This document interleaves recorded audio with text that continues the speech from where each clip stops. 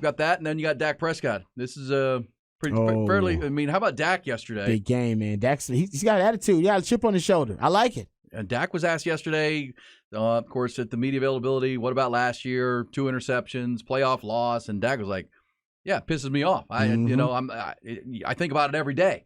There's so much. We know that Texas Oklahoma will be the center stage game in college football. There is no doubt that Sunday night's game in San Francisco is the center stage game, and it's none bigger than for Dak Prescott, because this is Brock Purdy will get a lot of love the way he's playing.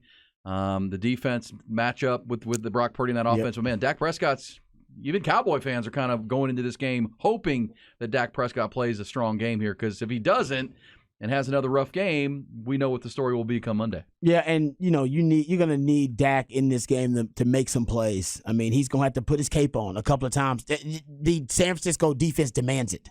Right? Yes. Of a quarterback. There'll be a couple of third downs, some red zone plays where Dak's got to put his cape on, and you're going to need that big Dak energy. All right? If you don't get that big Dak energy on those plays, then San Fran's they're going to have their way with the Cowboys. And I think Dak's got it in him. We've seen it. But can he do it against what most people, even his own owner, is saying is the best team in the NFL right now, the San Francisco 49ers?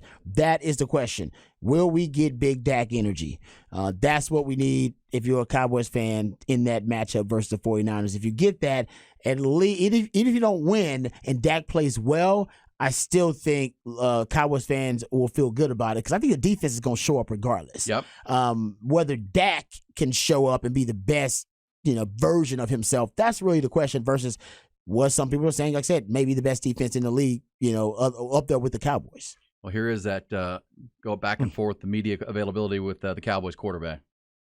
Dak, what was the feeling leaving that locker room last January against those guys?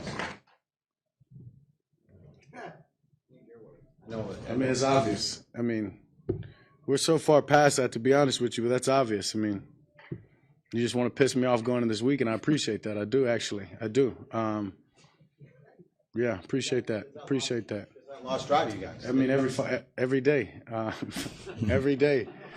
Ty, every day. All right, there you go. Yeah, almost dropped an F-bomb there. Dak's getting prickly, man, because people keep asking about his interceptions, and he's talking about last year. What are you talking about? What are we talking about? But look, Dak needs to put a good performance on the field. Let's be honest about that. In the 3 wins for the Cowboys, Dak has been just kind of along for the ride, and nothing against it. I thought the Jets game was his best game when he was being decisive and getting the ball out. Which is good. That's a really good defense, it is, by the way. It is. Well, we saw that defense. We saw that against Patrick Mahomes on Sunday night, right? That's a good defense, and the Cowboys, controlled the ball for 42 minutes. That's the Dak you want. But obviously, the Niners have knocked the Cowboys out in the playoffs each of the last 2 Januaries, and Dak has come up small in those games. And Kyle Shanahan, your buddy's going to put the spotlight on Dak. They're going to stop the run game. Tony Pollard's going to have a hard time with this group, and Fred Warner in the middle, and Dak's going to have to make some throws. CeeDee Lamb has to be big.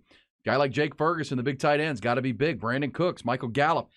This is a fun football game, because we'll do, and I think the national hype will be a lot about the Dallas defense against Brock Purdy and the Niners offense and Christian McCaffrey. Yes. Game will be decided by the Cowboys offense against that Niners D. Totally agree with you. Because honestly, I could see, Dan Quinn's defense, stonewalling Shano in the offense a few times, but then the Shano offense breaking through and scoring. I think the scoring will be limited, though, and whether the Dallas offense can keep up will be the question. And their red zone issues, much like Texas, Dallas red zone issues concern me going up against San Fran.